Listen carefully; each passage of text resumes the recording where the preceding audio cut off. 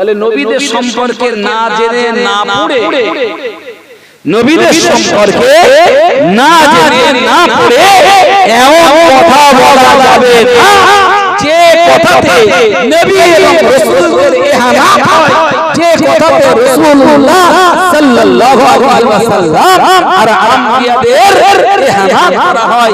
ভাই যেখানে আছে ইহানাতে উলামায়ে কুফরুন, কোন হাক্কানি উলামাকে ইহানাত করা কুফরি।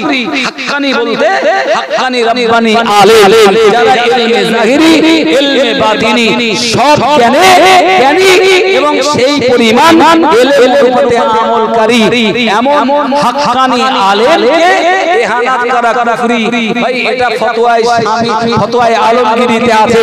700 আলেমের ফতোয়ায় ইহানাতে উলামায়ে কুফরুন, উলামাকে ইহানাত করা কুফরি, হাক্কানি উলামাকে।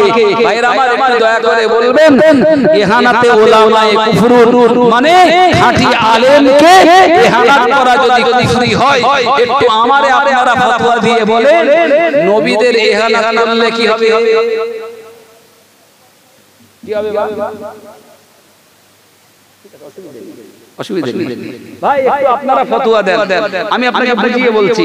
ফতোয়ায়ে আলমগীরি যেখানে 700 আলেমের ফতোয়া আছে, সেই কিতাবে লেখা আছে হাক্কানি কোন আলেমকে ইহানাত করা এটা কুফরি। এটা কি বাপ?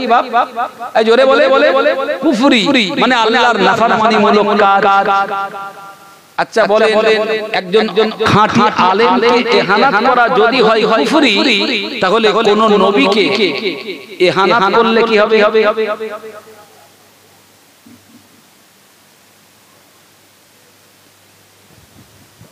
আর জিজ্ঞেস করি ভাই, দুনিয়ার আলেম বড় না নবী বড়?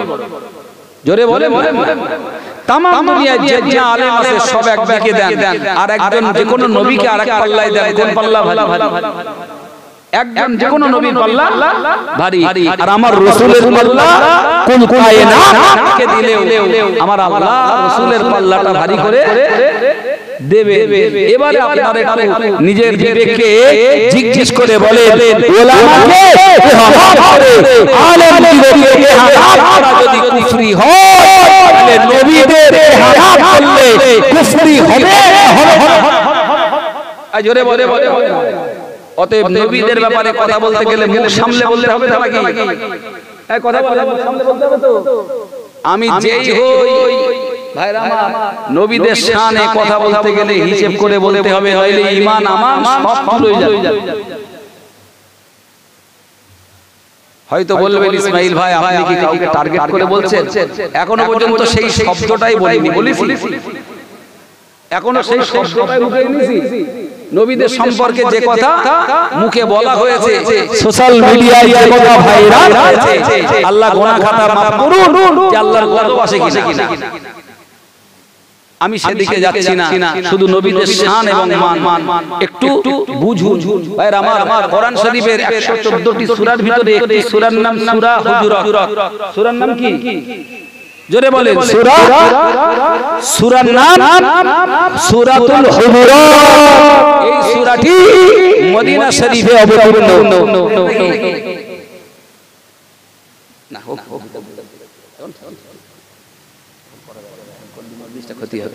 ভাই, সূরা হুজুরাত যেটি অবতীর্ণ হয় মদিনা মুনাওয়ারাতে। এই সূরা হুজুরাত এর ভিতরে আল্লাহ রাসূলের কিছু বিষয়ে আলোচনা এসেছে। কিছু বিষয় আমার আল্লাহ বলেছেন, আপনাদের কাছে আমার অনুরোধ থাকবে একটু দয়া করে সূরা হুজুরাতটা একটু দয়া করে পড়বে। সূরা হুজুরাতের তাফসীরটা একটু দেখবেন, আর যদি কারো না থাকে তাহলে আমাকে বলবেন ভাই সূরা হুজুরাতের তাফসীরটা বাংলায় দেন, একটু দেখে নেব। বোঝা গেছে? ফতোয়া আমার দিতে হবে না, আপনি নিজে নিজে ফতোয়া দেবেন এবং আন্দাজে চোখ বুজিয়ে না, নিজে তাফসীর পড়ে কিতাব পড়ে ফতোয়া আপনি দিয়ে দেবেন। আপনি ফতোয়া দেবে যে আল্লাহ রাসূলের শান আর মান ছোট করলে এমন কথা জেনে হোক আর অজেনে হোক, ইচ্ছাই হোক আর অনিচ্ছাই হোক, কেউ যদি আল্লাহকে গালি দেয় তো ভাই হাদিস এসেছে আল্লাহ তাআলা সেটা ক্ষমা করে দেবে, তার কাছে ক্ষমা চাইলে। কিন্তু রাসূলুল্লাহকে কেউ গালি দিলে আমার আল্লাহ কোরআন শরীফের সূরা কলাম নুন আল কলামি ওয়া মা ইয়াসতুরুন 29 পারা 13 নম্বর আয়াত একটু পড়ে দেখবেন, ব্যাখ্যাটা পড়বেন। আর যে সব মৌলবীরা কোন দলিল খুঁজে পাচ্ছে না, সোশ্যাল মিডিয়ার মাধ্যমে বলে যাচ্ছি কোরআন শরীফের 29 পারা সূরা কলামের প্রথম থেকে 15টা আয়াত পর্যন্ত মৌলবী একটু পড়ে নেবা। বোঝা গেছে? আপনাদের বলিনি, আপনারা সাধারণ মানুষ। ওই সব মৌলবীদের বলছি যে তাদের হুজুর কোনো ভুল বললে তারা সেটাকে ভুল মানতে চায় না, ঘুরিয়ে ঘুরিয়ে পেঁচিয়ে বিভিন্ন ফায়দায় হুজুর বলে ফেলেছে, ওটারে যেভাবেই হোক হালাল করতেই হবে। এরকম একটা কিছু হাত ঠিক বলি?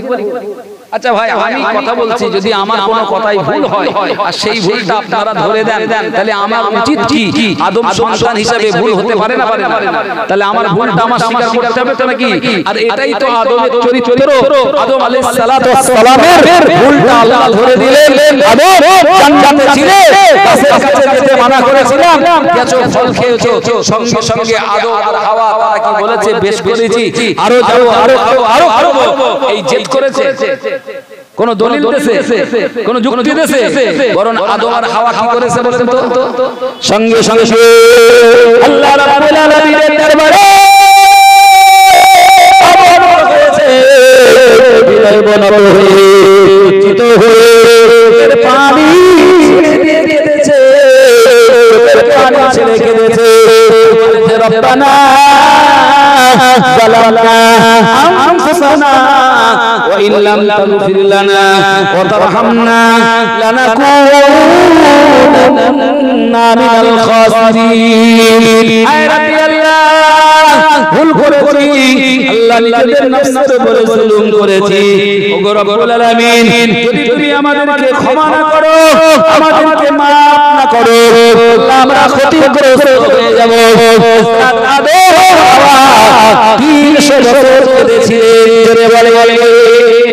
তাহলে আমি আর আপনি সারা জীবন মনে রাখতে হবে, জেনে না জেনে যেভাবে হোক যদি ভুল করি, ভুলটা কেউ ধরিয়ে দেয়, সেই লোকটা আমার শিক্ষক, আমার গুরু, এই মনে করে মেনে নেব। ভুলের জন্য ক্ষমা স্বীকার করব, আল্লাহর কাছেও করব আর মানুষের কাছেও করতে কোনো লজ্জা করব। এটা বুঝলেন তো নাকি? এখন কেউ যদি ভাই এই মাইকে সোশ্যাল মিডিয়ায় প্রকাশ্যে কোনো ভুল করে আর ঘরে দরজাতে তওবা করে, তওবা হবে? কথা বলেন। আমি একজনের মেরে মুখ ফাটিয়ে দেব, দাঁত ফেলে দেব, আর নিজে ঘরে তাহাজ্জুদের পার্টিতে বসে আল্লাহর কাছে দোয়া চাবো, আল্লাহ ক্ষমা করে দাও, আল্লাহ ক্ষমা করবে। আমাকে যে কোনো মূল্যে তার ট্রিটমেন্ট করাতে হবে, তার কাছে হাতে পাই ধরে যেভাবে হোক ক্ষমা চেয়ে নিতে হবে। প্রয়োজনে সে আমারও মেরে ফ্র্যাকচার করতে পারে, কি দুটো ফেলতে পারে। কি বুঝতে পারতেছেন না নাকি? আমি ইংরেজি বলতেছি, বাংলায় বলবো। এটা কোরআনের আইন, আল কতলু বিল কতলে। এটা যদি হয় কোরআনের যে আইন, তো আমি যেরকম দিয়েছি সেও আমার ঘুরে মারতে পারে, অথবা তার কাছ থেকে আমি হাতে হাতে ধরে ক্ষমা চেয়ে নিতে পারি। সুতরাং কেউ যদি গোপনে অন্যায় করে, আল্লাহর কাছে গোপনে তওবা করলে মাফ হবে। কিন্তু কেউ যদি প্রকাশ্য অন্যায় করে, জোরে বলে, তওবাটা প্রকাশ্য করতে হবে। শেষ কথা বলছি, অঙ্গ বাড়ছি না, এটা আপনাদের কাছে বলে যাচ্ছি। কোরআন শরীফ সূরা হুজুরাত, আল্লাহ তাআলা কোরআনে বললেন, বিসমিল্লাহির রহমানির রহিম, ইয়া আইয়ুহাল্লাযীনা আমানু, হে দুনিয়ার ঈমানদারেরা।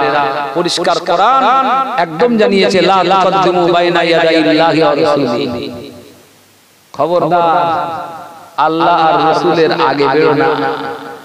আল্লাহ রাসূলের আগে বেরো না, মাতব্বারি অন্য জায়গায় করোগে। আল্লাহ আর রাসূলের শানে মাতব্বারি করতে আসলেই পরিণতি কি হবে? মাতব্বারি করেছিল কে জানে? নাম বলবো?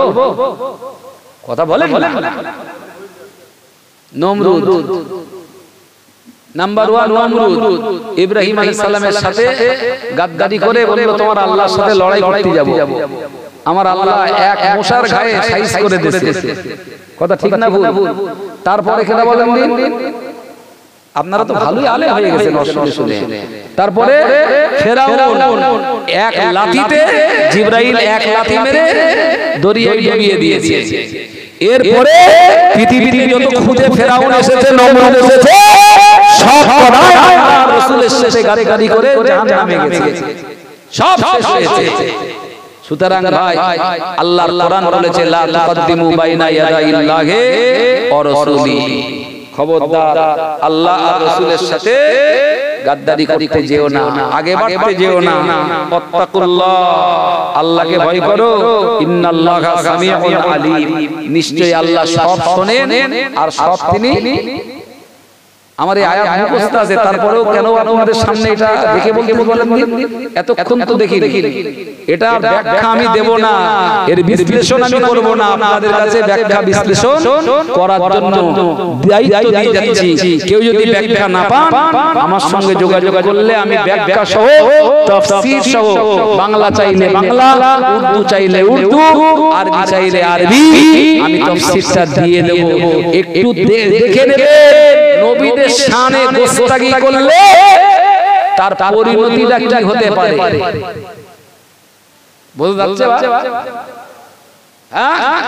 যে রাসূলের শান আর মান বুঝিয়েছি, একটা লোক হাজার বছর ইবাদত করেছে, এই লোকটা জান্নাতে যাবে কোনো গ্যারান্টি?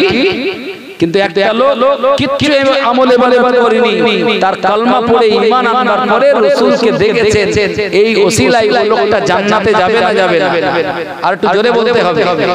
তাহলে এর হাজার বছরের নামাজ রোজা, হাজার ইবাদতের দাম বেশি না রাসূলকে দেখার দাম বেশি?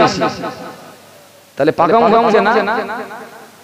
হ্যাঁ, বিরাট বড় সমস্যা, বিশাল বড় খাবে। হ্যাঁ, আল্লাহর রাসূল তার শান আর মান নিয়ে খাটো করলে ঈমান থাকবে না থাকবে? খবরদার ভাই, এই জায়গাতে কোনো কনফিডেন্স নেই। বলেছি বাপ যদি কাফের হয়, ছেলে যদি মুমিন হয়, ঈমান আর কুফরির সঙ্গে যখন লড়াই হবে, ছেলের উপরে ফরজ বাপের আগে হত্যা করা। বোঝা গেছে? কিন্তু ওই বাপকে সেবা খেদমত করা সর্ব জায়গায় কোরআনে এসেছে, হাদিসে এসেছে। আল্লাহর রাসূলের পরে বাপ মায়ের সেবা যখন সবচেয়ে বড় আমল, বড় ইবাদত। কিন্তু যখন হক আর বাতিলের লড়াই, যখন আল্লাহ আর রাসূলের বিরুদ্ধে কাফেররা দাঁড়িয়ে যাবে, ওই বাপ দেখলে হবে না, মা দেখলে হবে না, ভাই দেখলে হবে না, বোন দেখলে হবে না, ওখানে কেউ না, ওখানে তাওহীদের সঙ্গে মুসলিম লড়াই, দাঁড়িয়ে যেতে হবে, ঠিক কিনা? এমনি তো খুব প্রতিবাদ, অন্যের প্রতিবাদ করার সময় তখন আদা জল খেয়ে লাগে অন্যের পেছনে। সেসব বড় বড় হুজুর,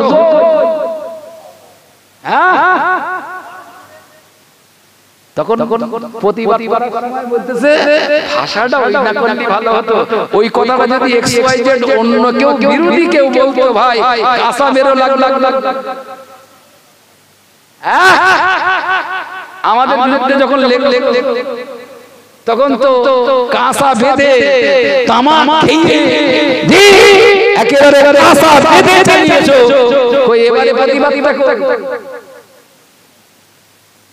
প্রতিবাদ আল্লাহর বান্দারা যারা করার করেছে, তিনটে কায়দায় প্রতিবাদ হয়। একটা হলো ক্ষমতা থাকলে হাত দিয়ে, ক্ষমতা যদি না থাকে জবান দিয়ে। আমাদের ভাই ক্ষমতা হাতে আছে নাকি যে হাত দিয়ে বন্ধ করো, হাত দিয়ে রুখে দাও, হাত দিয়ে জিহাদ করে ফাইট করো? এটা নেই। তাহলে উলামা ইকরামদের দায়িত্ব হলো জবান দিয়ে হকটা বলা, ন্যায় আর সত্যের জন্য প্রতিবাদটা করা, নবীদের রাসূলের শান আর মান সেটা কোরআন হাদিস দিয়ে বোঝানো বলা। ওই সূরা হুজুরাতে কোরআনে এসেছে লা তারফাউ আসওয়াতাকুম ফাওকা সাউতিন নবী, আছে না? না হুজুর লা তারফাউ, খবরদার উঁচু যেন না হয় আসওয়াতাকুম ফাওকা সাউতিন নবী, নবীজিকে আওয়াজে কথা বলবে। উম্মতেরা, সাহাবীরা, আল্লাহ পাক সাহাবে کرامকে আবু বকর, উমর রাদিয়াল্লাহু আনহুমাকে হুমকি দিয়ে বললেন, আয় আবু বকর, খবরদার, তোমরা মর্যাদার অনেক বড় সাহাবা হতে পারো, কিন্তু রাসূলের কথার উপরে তোমরা কথা বলতে, এটা কোরআন বলছে। তাফসীরটা বিস্তারিত দেখে নেবেন।